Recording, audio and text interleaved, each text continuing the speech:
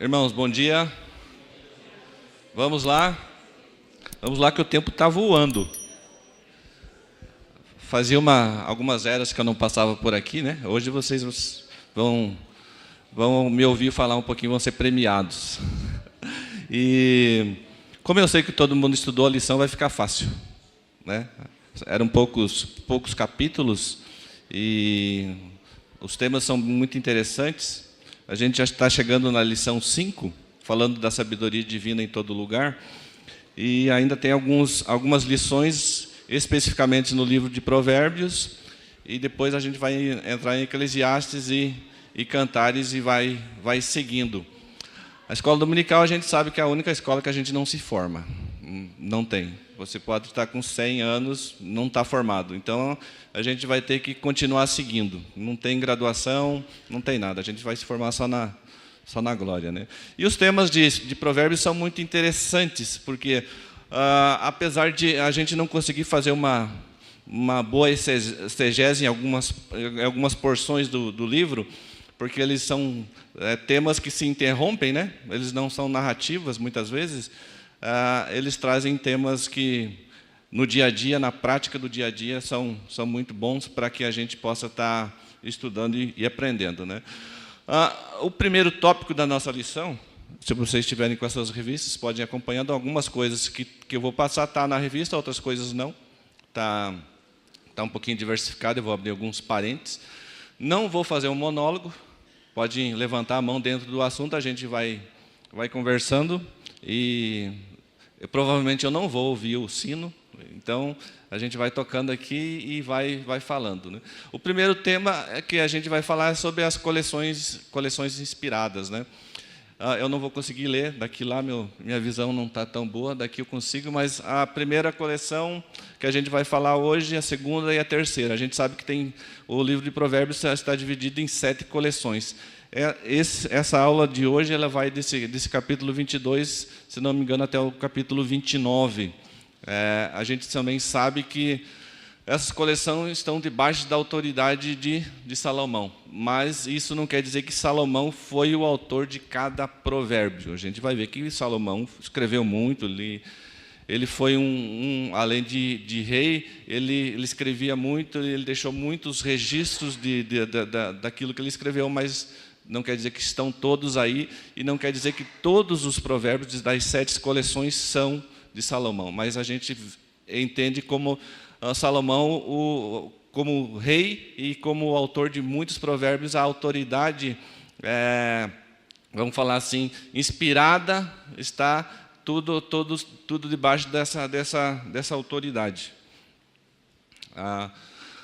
Antes de a gente falar dessa coleção, a gente vai falar sobre o conceito de cânon. Eu até fiz questão de colocar aqui, vou tentar ler, que a palavra cânon é grega, né, significa etimologicamente cana, junco, né? Ela passou a indicar sempre uma vara de medir, uma régua, daí um padrão de medida. Então, quando a gente fala em cânon, né, a gente tem que olhar lá para o Antigo Testamento, quando vai falar sobre... lá no livro do profeta Ezequiel, tem essa narrativa aí, que ele, numa visão, ele é transportado para esse local e vem aquele personagem como filho do homem, e ele começa a medir. Ele pega uma vara, que era um junco, né, que era uma planta, e ele começa a medir. E no hebraico, essa palavra cané, né, encontramos lá em Ezequiel 40, versículo 13, ela está ali o versículo, né? Ele me levou para lá, e eis que um homem cuja aparência era como a de bronze, estava em pé na porta e tinha na mão um cordel de linho e uma cana de medir. Então, quando a gente fala em cânon, os livros do nosso cânon protestante aqui, que é diferente do católico, e eles contêm os mesmos livros da Bíblia hebraica, mas não em sequência igual. Por exemplo, a gente tem os primeiros 5 livros, que são o Pentateuco, que são os livros da lei, depois vem os livros proféticos, né, são os 17, depois mais 5 de sabedoria, que a gente está estudando, e depois tem os livros dos profetas menores e maiores. Dentro da Bíblia hebraica é um pouquinho diferente, você vai ter a lei, os escritos e os profetas, mas a gente adota o cânon hebraico.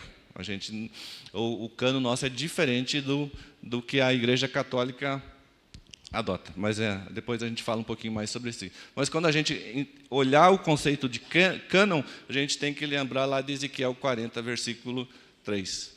Né? Com o tempo e também com a evolução das coisas, essa palavra cânon, principalmente nos meios eclesiásticos e teológicos, ela vem a significar essa lista de livros que são aceitos como inspirados por Deus e, portanto, são livros autoritativos que constituem o Antigo e o Novo Testamento. Historicamente, esse termo veio a ser somente utilizado para qualificar as Escrituras pela primeira vez lá em 350 depois de Cristo, na época do bispo Atanásio, embora esse termo já fosse usado lá muito antes por Irineu de Leão, que era outro bispo, são os pais, considerados pais da igreja. Então, o cânon ele veio tomando outros sentidos e outro significado da palavra, como a maioria das palavras, né? Muitas palavras que tinham significado lá nos anos 1800 e alguma coisa, para nós hoje já tem outro significado. E às vezes depende da região também, né? Uma palavra que significa uma coisa aqui, às vezes você vai falar num país de outra língua portuguesa, ele também tem outro sentido um pouquinho diferente. Dentro da nossa revista, o primeiro ponto ele fala sobre inspiração. Né? Quando a gente olha para a inspiração, quando aceitamos que as Escrituras são inspiradas por Deus, queremos dizer que elas procedem de Deus. Abram suas Bíblias, por gentileza, em 1 Pedro 2, 1 Pedro 20 e 21. 1 Pedro 20 e 21, para a gente começar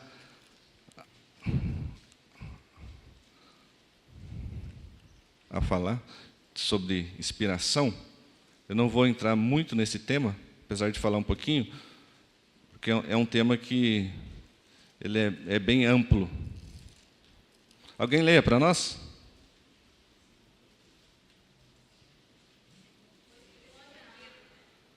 É 2 Pedro 1, 20 e 21.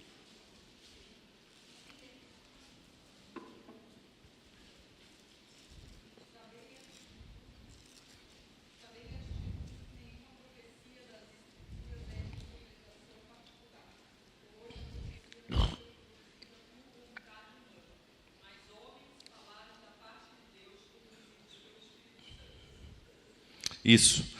A profecia ela não é de particular elucidação. Quando a gente fala de inspiração, a gente sempre vai lembrar lá em 2 Timóteo 3,16. Né? Porque toda a Escritura é inspirada por Deus, ela é útil para o ensino, para a correção, para a instrução, para a educação na justiça. Mais ou menos assim.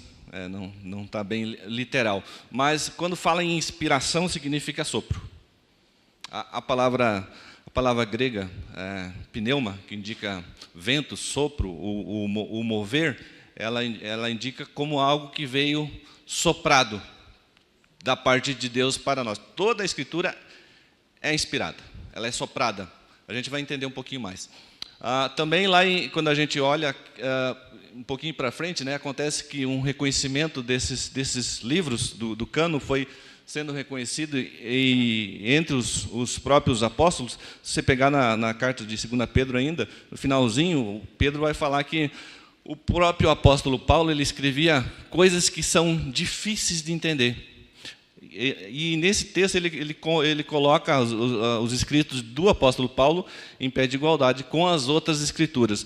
São textos que ele fala que eram difíceis de entender, mas era porque os ignorantes ou aqueles pretensiosos queriam distorcer as escrituras daquilo que o próprio apóstolo Paulo falava. Né? Quando a gente olha também em Mateus, quando Jesus fala em Mateus 5,17, ele fala que nem um i, nem um tio vai passar até que se cumpra todas as coisas. Ele está usando duas expressões bem, para eles, conhecidas, né? Mas o iu e o tio, né? O i representa a letra iota no alfabeto hebraico, que é parecido com o apóstrofo, então era uma letrinha bem pequenininha, e o tio, mesma coisa. Então, Jesus está falando, olha, essa palavra, que ele fala ali que a palavra não pode falhar, e ele se refere àqueles que estavam contestando ele, que eles eram juízes, né, como deuses, vocês que se acham autoridades da lei, vocês têm que olhar para a palavra e olhar para a palavra apontando para mim. Jesus está falando. E nenhum eu, nenhum tio dessa lei vai passar até que todas as coisas que eu estou falando se cumpram. E Jesus ali, ele está falando o quê? Do Antigo Testamento. Do Antigo Testamento. E qual que era a Bíblia que Jesus se referia ali? Era a Septuaginta, que era a tradução hebraica para o grego, que foi feita lá no 2º século antes de Cristo. Ele tinha uma Bíblia. Claro que não era igual a nossa, que era os rolos, né? Mas Jesus tinha essa Bíblia, que era a Septuaginta, que era uma tradução grega do Antigo Testamento do Antigo Testamento hebraico para o grego. Por quê? Porque a cultura grega naquele tempo, ela influenciava muito ainda. Quem governava toda aquela região eram os romanos, sim. Mas os gregos, eles tinham um peso da sua cultura em cima de todo aquele mundo conhecido, né? Principalmente ali na região onde se encontrava Israel. Essa questão da Septuaginta, que é a tradução grega dos 70s, elas têm muita ficção nisso, né, envolvendo essa tradução, mas o que é conhecido quase que com certeza é que foi feita essa tradução ao longo dos séculos, mas a Torá, que são os 4 primeiros livros da lei, elas foram traduzidas por 72 eruditos hebraicos, né, conhecedores da língua hebraica, provavelmente em 72 dias, e formando por 6 indivíduos de cada uma das tribos. Então, essa tradução, ela chega até os tempos de Jesus e ela era aceita. E Jesus está falando, olha, vocês estão criticando, mas não vai passar nada da lei que não se cumpra.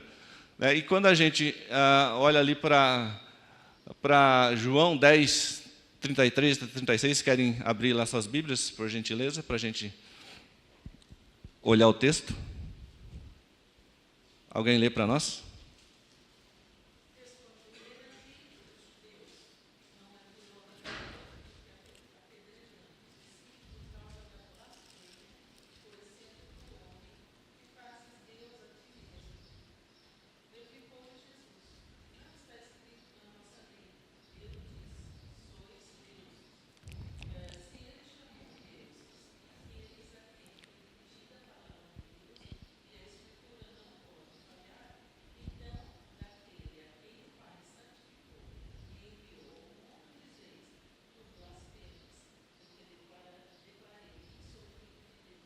Isso, sou filho de Deus. É esse questionamento que ele faz. A gente vai ver mais para frente na lição, na questão das autoridades, dos juízes que são constituídos, e muitas vezes eles pegam essa função, esse cargo, essa autoridade, em benefício próprio.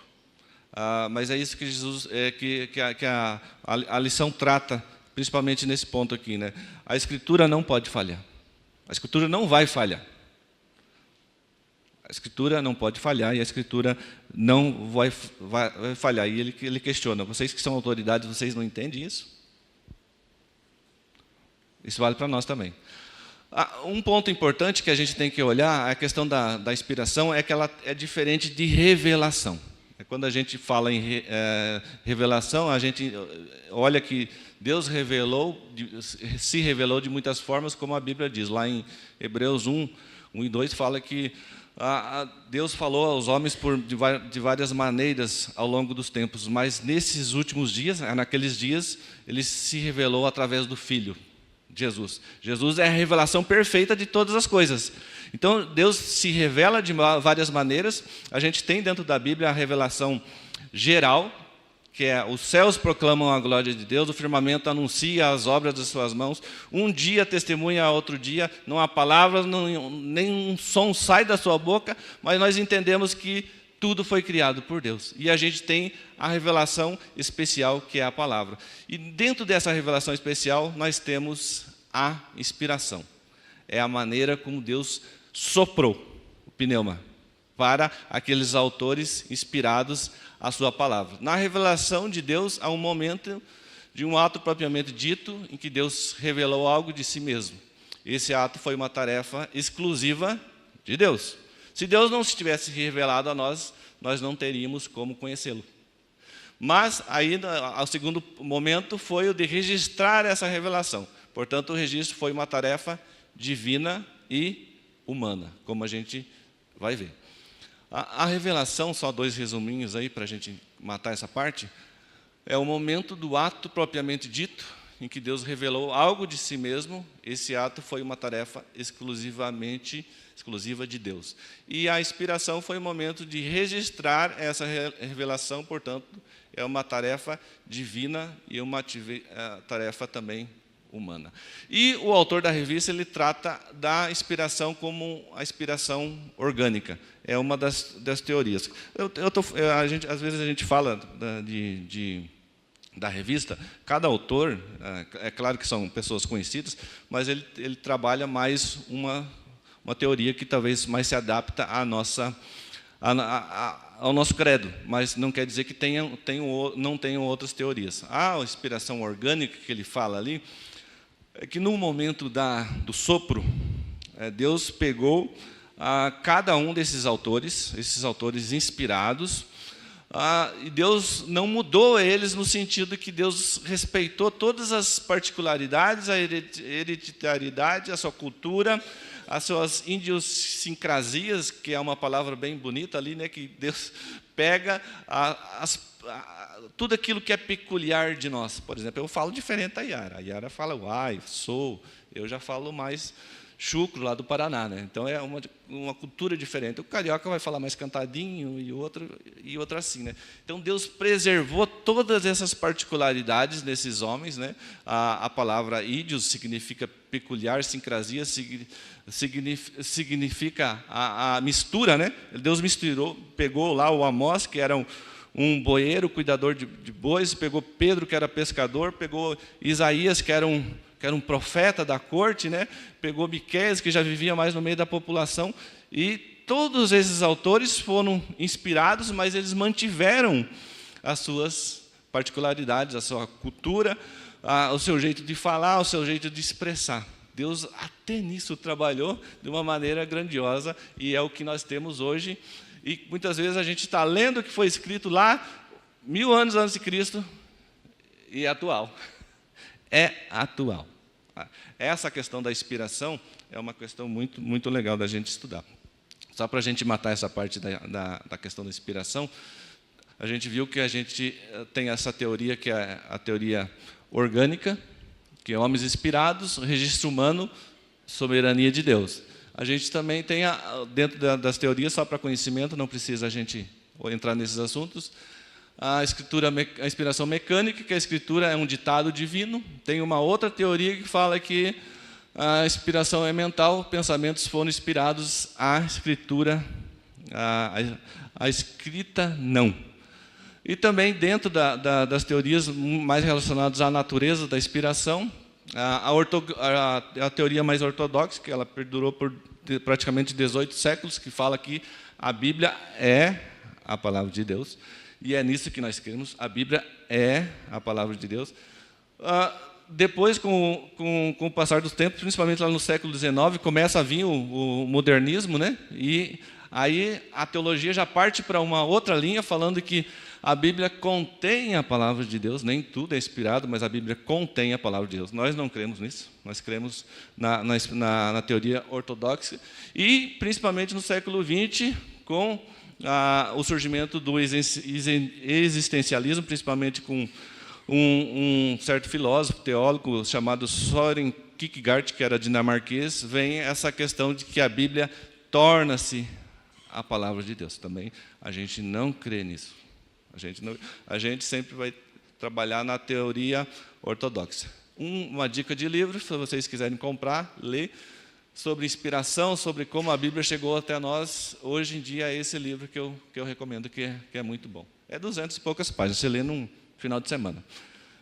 É bem tranquilo, né? Mas é muito explicativo e ele não é cansativo de você ler, porque você vai ficando curioso e vai querendo conhecer mais. Entendeu? Então, é um livro muito bom. Falando sobre inspiração, deixa eu voltar aqui. Para cá. Alguém quer fazer algum comentário, alguma pergunta? Senão vira um monólogo.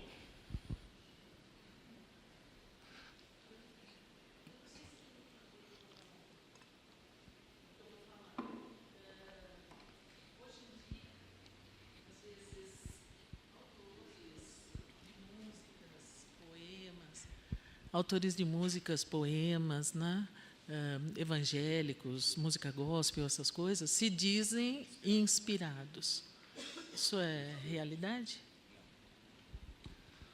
É outro tipo de inspiração, né? A gente tem inspiração para escrever, para cantar, para falar, para fazer uma apresentação. A gente tem que ter inspiração, tem que ter uma inspiração no sentido de motivação, né? A inspiração para escrever a Bíblia, ela já encerrou. Já encerrou. Deus pode falar conosco, e fala todos os dias de várias maneiras, fala. Pode falar através de um sonho, de uma situação? Sim, com certeza. Mas a maneira confiável que a gente tem é através da Bíblia.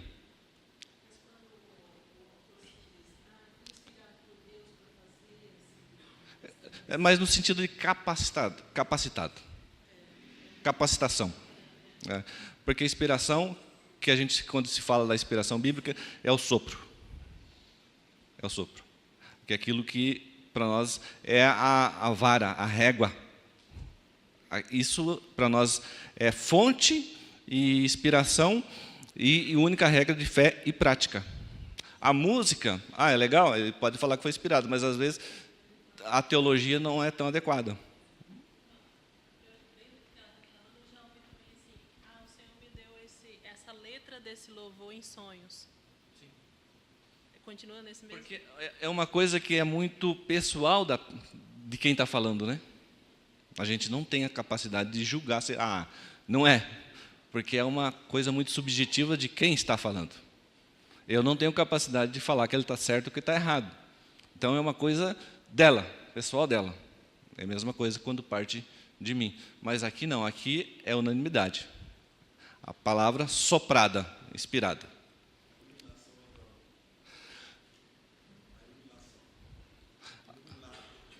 Sim. Não. O tempo está voando. A gente vai entrar nesse outro segundo assunto agora, mas depois de encerrado aqui, a gente pode conversar mais, se tiver alguma dúvida. A sabedoria fora de Israel. Abram lá em 2 Coríntios 13:8. Toda a verdade é verdade de Deus. Toda a verdade é verdade de Deus. Assim como toda boa dádiva, todo dom perfeito procede do Pai das luzes, em quem não há variação nem sombra de mudança. Toda a verdade é verdade de Deus. Alguém lê para nós?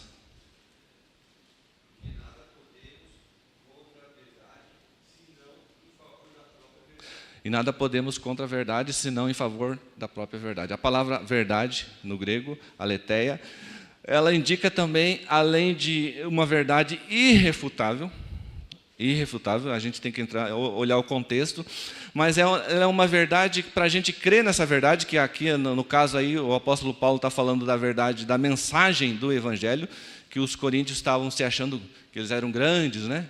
Que eles já estavam perfeitos, que eles já tinham chegado num patamar. O apóstolo Paulo fala, nós somos fracos, que bom que vocês são fortes. Mas nada pode ser contra a verdade. Essa verdade que é a mensagem do Evangelho. E nessa verdade, se a gente for olhar para o contexto e olhando para o significado da palavra aletheia, é uma verdade que exige de nós não inspiração, mas uma questão de vontade para a retidão. Para a retidão. Então, toda verdade é verdade de Deus. Para que nós entendamos essa verdade, nós temos que buscar esse conhecimento de maneira reta. Porque tem muitas pessoas que estudam a Bíblia, a verdade, para querer contradizer, para querer desfazer, para querer distorcer, sem retidão moral. Então, toda a verdade é verdade de Deus. E a lição trata que existe sabedoria fora de Israel, com certeza.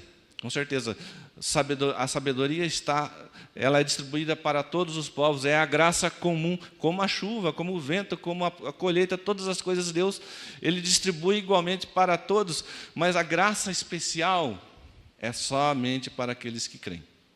Então, a graça comum ela é destinada a todos os homens, né? Era a sabedoria de Salomão, quando a gente olha lá para 1 Reis 4:30, ela era maior do que todos da sua geração. E todos, ninguém se comparava à sabedoria de Salomão. E fala dos cânticos, dos provérbios que ele escreveu, né? Quando a gente olha para a sabedoria, para essa questão da verdade, quando a gente vê lá no livro de Jeremias 36:4, fala que ele ditou muitas coisas, mas o que está registrado foi o que Baruque registrou, que era o seu assistente. Então, não se limita a só aquilo que está na Bíblia, a questão da sabedoria de Jeremias. E também quando a gente olha lá para João, o Evangelho de João, capítulo 20, finalzinho, fala que muitos sinais, muitas coisas o Senhor Jesus fez, as quais não estão escritas. E elas nem caberiam. Elas nem caberiam. Então, o conhecimento, a sabedoria, ela também se manifestava e se manifesta fora de Israel, e também ela se manifesta muito fora vamos falar assim, da igreja. Porque toda a sabedoria é de Deus. Todo esse dom, essa capacitação é de Deus, né?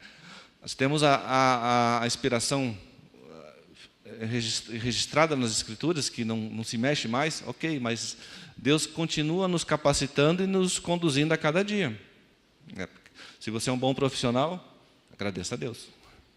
Agradeça a Deus. Se você é um bom pai, uma boa mãe, essa capacitação vem de Deus para nos dar sabedoria a cada dia. A gente vai entrar um pouquinho mais nesse assunto para frente.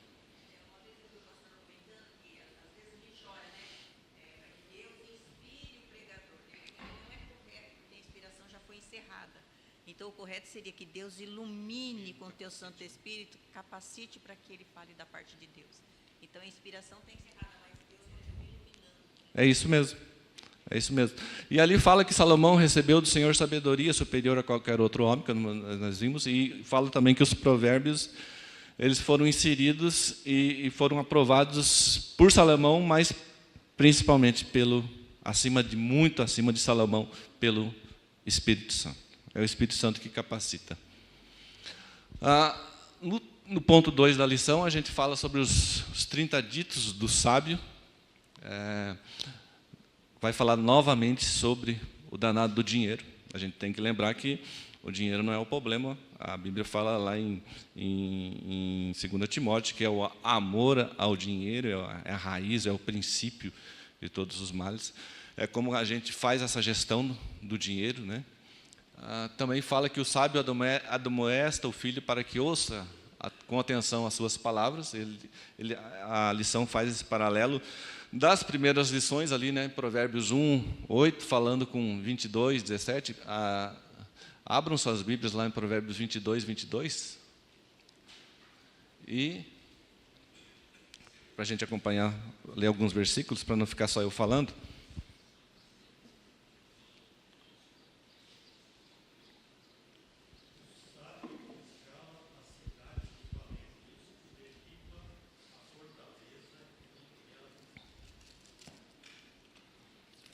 Você leu qual, Zé? Leia para nós o 22:24.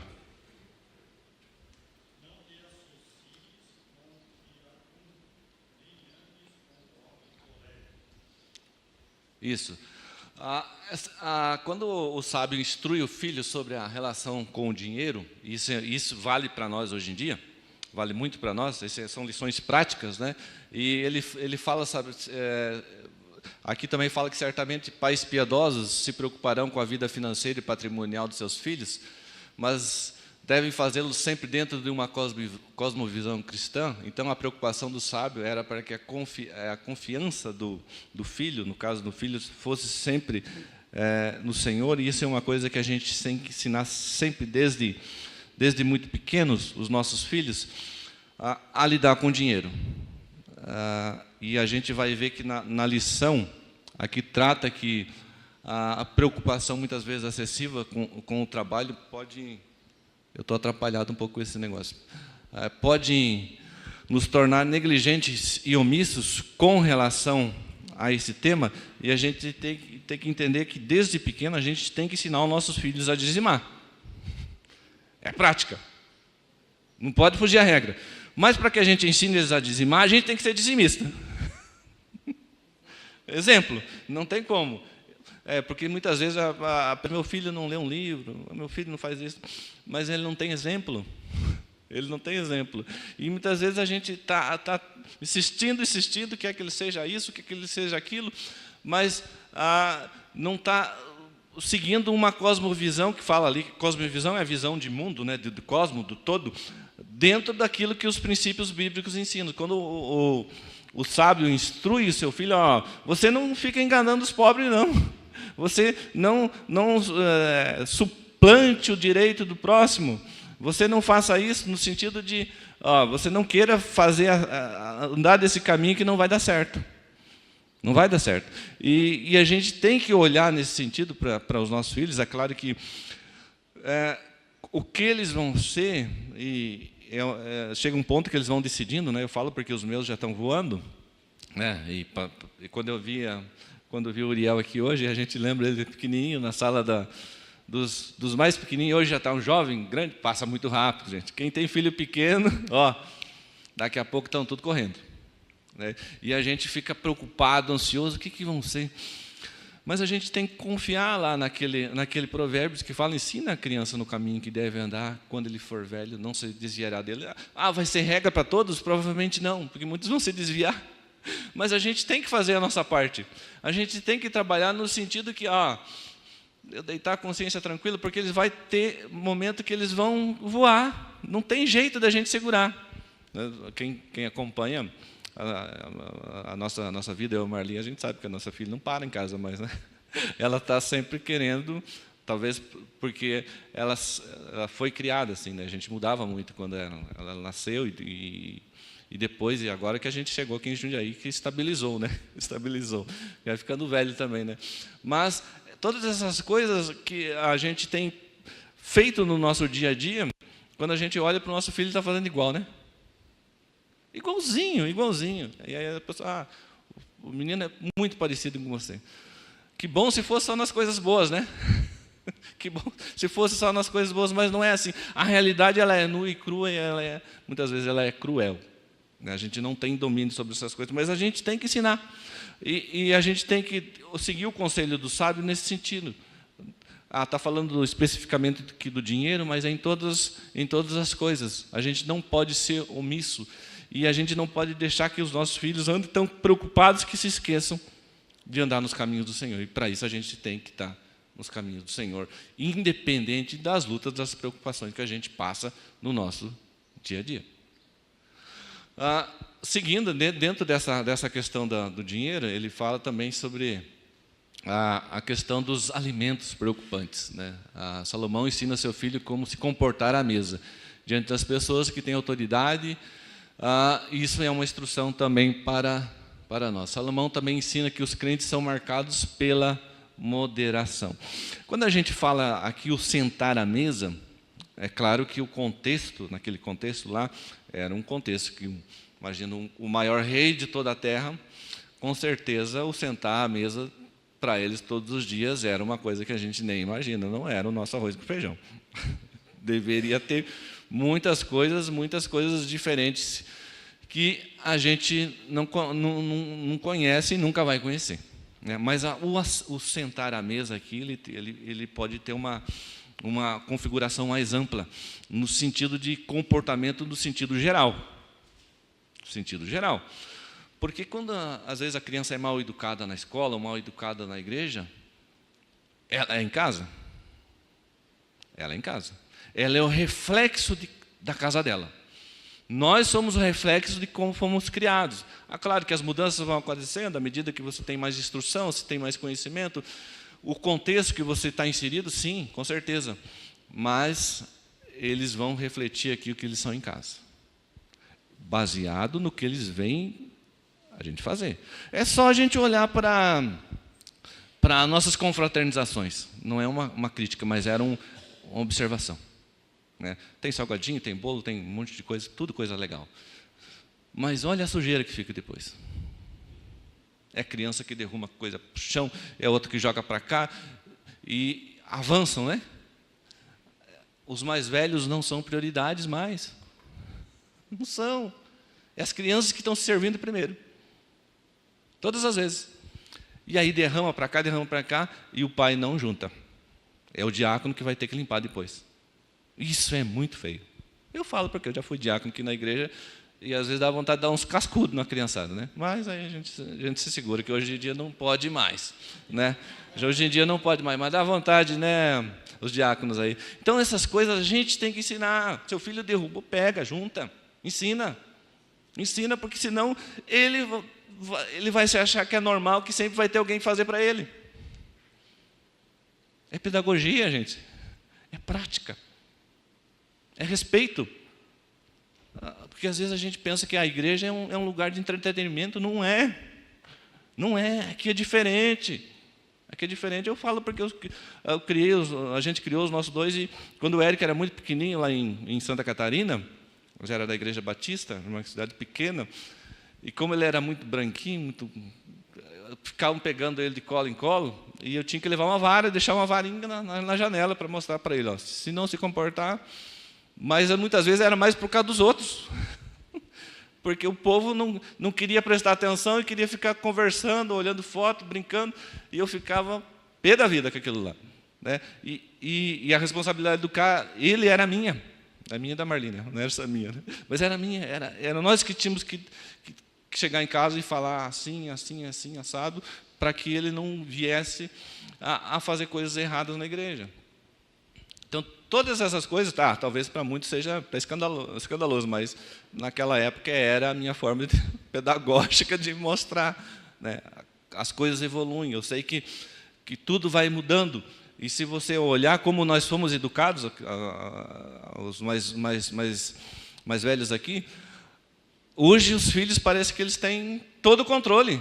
E não é assim, a gente que tem que ter o controle das coisas. Não é. A gente tem que ter autoridade. E o sábio está falando para o seu filho, dando esses conselhos. Cuide no assentar na mesa. Cuide no sentar na mesa. Isso é uma coisa muito mais ampla do que somente sentar para ter a refeição. É comportamento, é decência, é respeito pelo mais velho, todas essas coisas que vai se perdendo. E se a gente não tomar cuidado, daqui um pouco nossas crianças viram adolescentes, viram jovens, e aí não tem controle mais. Porque o caráter já está formado. Ele pode até vir na igreja, mas para ele aquilo lá é um peso. Então a gente tem que tomar muito cuidado. O comentarista da revista fala que as iguarias dos governantes testam a índole do indivíduo, não servindo apenas para alimentá-lo. E é um teste constante. Nós somos seres sociais, nós temos que passar isso para os nossos filhos. Nós somos seres sociais, nós vivemos em sociedades, nós temos não só direitos, mas temos deveres, temos responsabilidades. E como pais, na igreja, nós também temos responsabilidades. Seguindo, mais ditos do sábio, a justiça divina da terra. Aqui ele vai entrar num tema bem, vamos falar assim, controverso, em vários sentidos, mas a orientação é clara, né, porque ele está falando que ele usa o exemplo dos juízes, né? E é aquele mesmo texto que a gente leu lá em João, né? A palavra hebraica aqui para juízes, para alguém que tem autoridades, é Elohim. É a mesma palavra que vai ser usada lá em Gênesis, né? No princípio criou Deus os céus e a terra. A palavra Elohim indica pluralidade. No princípio criou Deus os céus e a terra era sem forma e vazia, o Espírito de Deus pairava sobre a face do abismo ou das trevas. Essa palavra que é indicada para juízes ou para alguém que tem autoridade, a gente já vai se imaginar olhando os nossos juízes, né? Tem os seus heróis e seus vilões, cada um tem os seus. Não é o caso de a gente debater sobre isso aí. Mas ele está falando que aqueles que têm autoridade, eles têm que tratar dessa autoridade com justiça e com retidão. Com justiça e com retidão. Talvez a gente não seja um juiz, mas às vezes a gente tem um cargo, né? Seja na empresa, e a gente tem essa mesma questão, né? Ele fala que a questão da parcialidade, que os juízes, naquele tempo, ele está falando para o filho dele, a parcialidade com aqueles que são desonestos, ela é prejudicial. Você não pode ser parcial com quem está agindo errado, porque você vai se contaminar. Você vai se contaminar. Então, essa questão da parcialidade que ele fala, a gente tem que estar atento, porque quando você olha para o nosso judiciário, que talvez seja um dos mais caros do mundo, né? Com várias regalias, com muitas coisas que a gente nem imagina, né? E aí você fica pensando que a maioria da população está sofrendo. Está sofrendo. E a palavra Elohim ali, tanto aqui no Antigo Testamento como no Novo Testamento, que ela está falando para juízes, para autoridades, ela é traduzida também como deuses, com D minúsculo, nesse sentido. E muitas vezes as pessoas se sentem deuses, como se não tivesse nenhuma consequência todos esses atos que são cometidos, com injustiça, com prisões, com todas essas coisas que acontecem no nosso contexto, acontecia lá também, né? E são muito criticados. Quando você olha para isso aí, eu mesmo, hoje cedo estava dando uma revisada na revista, eu já lembrei dos filhos de Eli. Fala lá em 1 Samuel. Abram lá em 1 Samuel para a gente dar uma olhadinha, para a gente pegar um contexto bem bíblico aqui. 1 Samuel, lá no capítulo... Deixa eu ver aqui. No capítulo 13. Os filhos de Eli, que eram chamados de filhos de Belial, 3:13, fala assim: porque já lhe disse que julgareis a sua casa para sempre pela iniquidade com que ele conhecia, porque seus filhos se fizeram execráveis, e Eli não os repreendeu. Eli não os repreendeu. Eles são chamados de filhos de Belial. Por quê? Porque eles eram autoridades no templo ali, naquele local, e eles pegavam as ofertas. Tem um outro versículo que fala, quando era colocada a oferta ali da carne, das especiarias, vinha um moço com um garfo e já tirava a parte para eles. Parece que é até cômico, né? Mas era um pecado que Deus não perdoou. E Deus promete, olha, fala para Samuel, vai lá, fala para Eli que os filhos dele vão morrer, os dois no mesmo dia. E foi isso que aconteceu. Os dois foram mortos no mesmo dia. E quando vem o rapaz e avisa para Eli que os filhos estavam mortos e a arca foi levada pelos filisteus, ele estava sentado na sua cadeira, ele era um senhor idoso, bem pesado, e ele cai para trás, quebra o pescoço e morre. Consequência de não repreender os filhos que estavam no mau caminho. A gente se torna pesado quando a gente vê um filho nosso que não está fazendo as coisas corretas. É um peso para nós. Talvez ele não tenha essa mesma visão de consequência, mas é uma coisa que, como somos seres sociais, tudo que a gente faz, ou fala, ou pensa, ou insiste, ele traz consequências para mais pessoas. Nós não somos seres isolados. Mais ditos do sábio. Eu acho que nessa parte tá bom, dá para nós ir para frente. Fala também sobre trabalho e preguiça. É outro tema que a gente tem que sempre estar insistindo. Por quê? Porque os nossos filhos têm que aprender a questão do trabalho, né? Por quê? Vai falar aqui que o homem, no caso lá em Gênesis, ele precisa deixar o pai e mãe e unir a sua mulher. A palavra une a sua mulher é cimentar, indica a natureza permanente do casamento. Laços matrimoniais não são como laços de fitas, né, que amarram presentes, que elas facilmente se dissolvem. Nossos filhos têm que aprender sobre responsabilidade do casamento também. O que é sustentar uma casa? Porque o comentarista, ele até traz, observa que construir uma casa, mobiliá-la e sustentar sua vida consome riquezas. Consome riqueza. Porque quando eles estão ainda na adolescência, estão fazendo essa transição para a mocidade, tal, ainda é um mar de rosas, né? Eles não têm essa preocupação que hoje a gente tem. Não tem. Eles estão num mundo, vamos falar assim, num mundo paralelo ao nosso. E a gente tem que ensinar desde pequeno a dizimar e a poupar. Responsabilidade. Porque a gente não tem domínio, a gente não tem controle, a gente não sabe o que amanhã nos espera. E a gente já tem que prepará-los para essas coisas também. A gente tem que ter prudência. Tudo custa muito caro.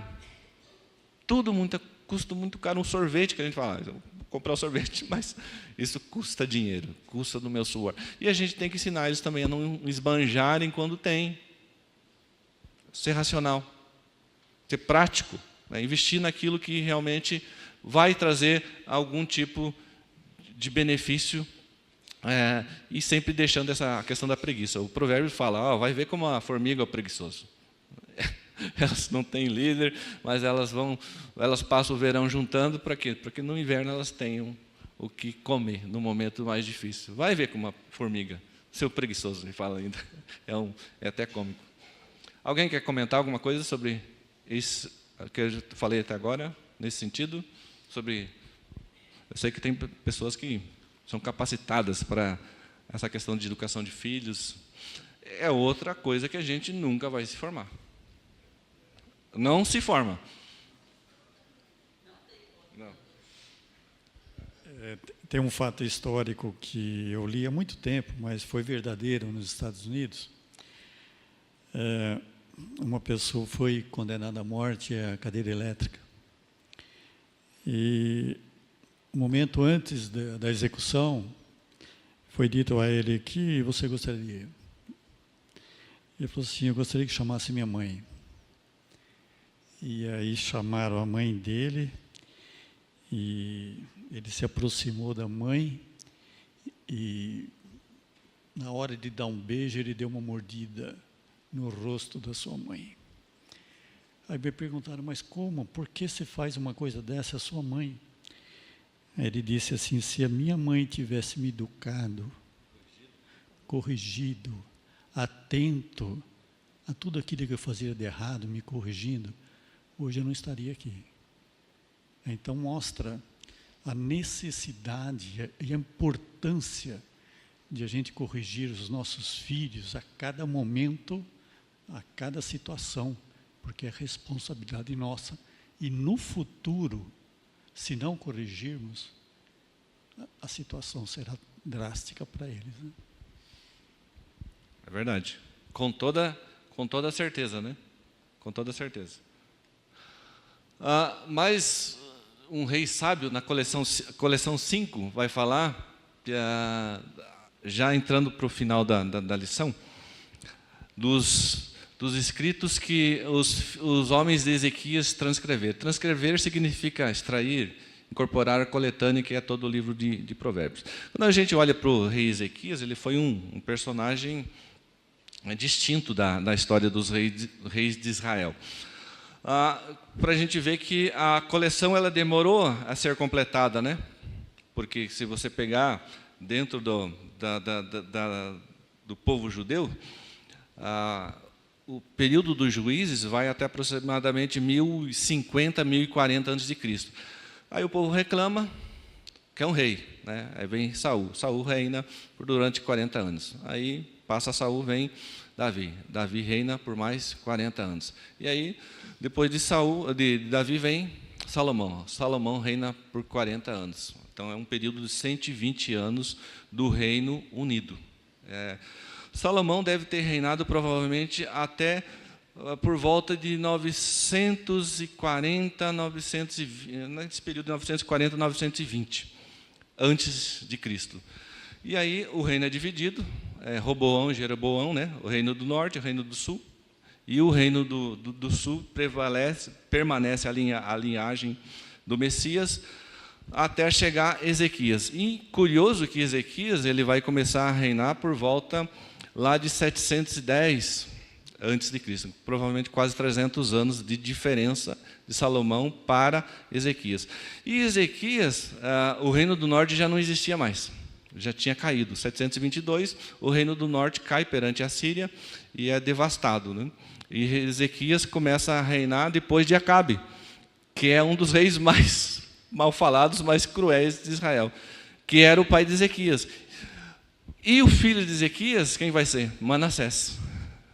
O outro pior ainda. Então Ezequias ele é distinto tanto do pai como do filho.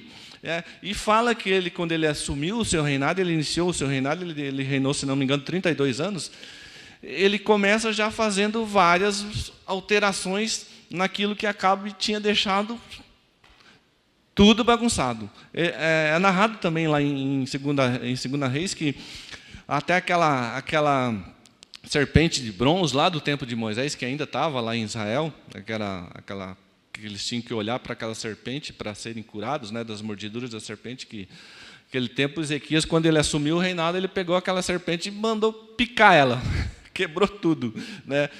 E o povo adorava aquela serpente até aquele tempo, ela era chamada no meio do povo de Neutuzã.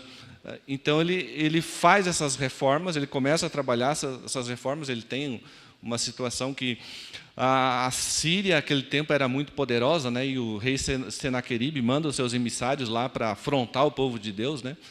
E eles falam em aramaico, em hebraico, para a ofensa ser maior, e Ezequias ora, o profeta era o tempo do profeta Isaías ainda, e Deus acaba com aquele exército sírio, devasta tudo, eles são derrotados, e aí vem aquela doença nele, né? Em Ezequias, ele pede para Deus não levar ele ainda, ele vive mais 15 anos. O Ezequias viveu nesse tempo. Um erro que ele cometeu, que que está registrado na Bíblia, não é segredo nenhum, é que quando ele estava tudo bem, o profeta vem e conversa com ele, né? E aí tem os emissários da Babilônia que vêm em Israel e ele mostra todos os tesouros do reino para o filho do rei da Babilônia. Não era Nabucodonosor ainda, era antes de Nabucodonosor. E aí o profeta Isaías defronta ele. Mas por que você fez isso? Por você ter mostrado todos os tesouros da casa do rei. Todos esses tesouros que você mostrou vão ser um dia levados para a Babilônia. Não vai ser na sua época. Ele fala, ai que bom. Ai que bom. Como se não tivesse consequência para aqueles que viriam depois dele. Então, ele tem essa marca. Mas ele fez essas reformas religiosas, né? Ele foi responsável por liderar homens para que pudessem resgatar a sabedoria divina no seu tempo. A curiosidade é que Ezequias sempre ele apontava para um rei maior e mais sábio que ele, né? Quando a gente faz um comparativo da restauração do templo, né? Ezequias coloca as portas, pede para colocar novamente as portas, restaura a porta do templo, né? Que devia ser uma porta muito grande, magnífica aquela porta, né? Quando a gente fala do templo de Jerusalém, dessas coisas, a gente não tem noção, né, da grandiosidade que era aquilo lá, porque a gente tem noção de porta. A nossa porta ali não é uma porta grande, né? Mas é maior que a da nossa casa, né? Mas a porta da igreja é uma porta grande. Se for ter que mexer nela, vai custar dinheiro, né? Nossos tesoureiros, eles sabem que vai custar dinheiro, né? Imagina a porta do templo, né? Quando fala lá nos evangelhos que fala que o véu se rasgou, quando Jesus expirou na cruz, que o véu se rasgou de alto a baixo, o véu do templo, os historiadores falam que aquele véu, se você colocasse 4 cavalos puxando para cá e 4 para cá, você não conseguiria rasgar ele. E naquele momento da morte de Cristo, o véu se rasga milagrosamente de alto a baixo, para a gente ver o impacto da grandiosidade que foi aquele momento. Então, a gente olha para as coisas da grandeza do templo, da restauração do templo, e Jesus fala, esse templo que vocês estão destruindo, em 3 dias eu reconstruo. É moleza. Mas ele estava falando do seu próprio corpo, da sua ressurreição, da sua vitória sobre a morte. Então, todas essas coisas apontam para um rei muito superior que Salomão, que Davi, muito superior a todos os reis e muito mais sábio que Ezequias foi. Ezequias foi sábio? Foi, com certeza. Ele tinha a sua sabedoria, ele teve o seu papel dentro da história da redenção. Mas o rei que viria depois dele seria muito mais sábio e muito mais poderoso. Então, essa questão da transcrição, de transcrever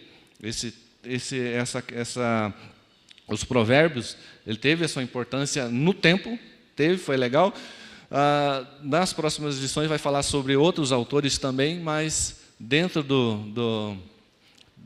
desse contexto, essa informação, que Ezequias ele teve um papel importante, ele viveu nessa época já, pós o Reino do Norte caído, ele viveu mais algum tempo, depois veio Manassés, veio outros reis, e em 586 o reino de Judá cai perante a Babilônia e é levado pelo cativeiro babilônico. E todas aquelas coisas que ele mostrou foram juntas. Então ele tinha uma sabedoria, mas ele não era tão sábio assim para se comparar com o nosso Senhor soberano, né? Aqui fala que Jesus é o rei que exerce domínio espiritual sobre todo o mundo. Esse texto está lá em Efésios 5, 15 a 18. Depois vocês leem.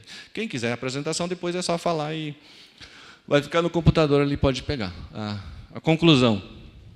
Salomão, com sua sabedoria, foi inspirado por Deus a assimilar e adaptar os provérbios de outros povos para o bem do povo de Deus. Quando a gente fala provérbios de outros povos, ou sabedoria de outros povos, a gente tem que olhar também que o próprio apóstolo Paulo ele cita poetas de outros povos lá no Novo Testamento. Então, a sabedoria, toda a verdade é verdade de Deus, né? A inspiração já é diferente. Eles nos ensinam como devemos conduzir nas mais diversas áreas da vida, com finanças, encontros sociais, trabalho e justiça, pelo poder do Espírito, confiando no único Senhor e Salvador, que é Jesus Cristo. A Bíblia é essa única fonte e regra de fé e prática dentro da nossa denominação e de muitas outras. Ela é o nosso balizador, é a nossa cana, kenuat, que é a única regra de fé e prática. E é aquilo que nos dá confiança. A gente pode ser orientado de outras maneiras, em algumas situações, algumas coisas, sim. Mas é a Bíblia, inspirada por Deus, soprada por Deus, pelo Espírito Santo, usando homens imperfeitos, homens peculiares, rústicos das suas épocas, que chegou até nós hoje preservada e muito bem preservada. Muito bem preservada. Quando a gente olha para o tempo de Moisés, o livro mais antigo deve ser Jó, mas quando você olha para o tempo de Moisés, que viveu 1500 anos antes de Cristo, até o último evangelho, o evangelho de João, provavelmente é 100 depois de Cristo, esse período de 1500 anos, e como que tudo se encaixa. Tudo se encaixa. Esse é um milagre esplêndido. Esplêndido. E as pessoas ainda querem falar que a Bíblia já está ultrapassada. E uma desculpa mais esfarrapada ainda. Mas quem escreveu a Bíblia? Foram homens. Mas quem que sabe escrever? O cavalo não sabe, né? O jacaré não sabe. Então, é os homens que escreveram a Bíblia. Não tem. Essa é uma desculpa mais esfarrapada que tem. É os homens que escreveram, porque nós que somos dotados de inteligência, cognição, vontade, nós que somos inteligentes para escrever a Bíblia, soprada por Deus. Nós que eu me refiro a esses autores inspirados. A aplicação. Faça uma lista com os ensinos práticos aplicáveis à sua vida diária, presente no texto básico da lição de hoje. O texto é meio comprido, né? Que vai de 22 até 29, mas ali tem vários textos que podem nos dar boas orientações. Disponha-se a praticar esses ensinos na dependência do Espírito para crescer em sabedoria e sempre glorificar ao Senhor. Então, todos esses ensinos desses capítulos de Provérbios, e nos próximos, eles nos trazem orientações básicas, claras, né?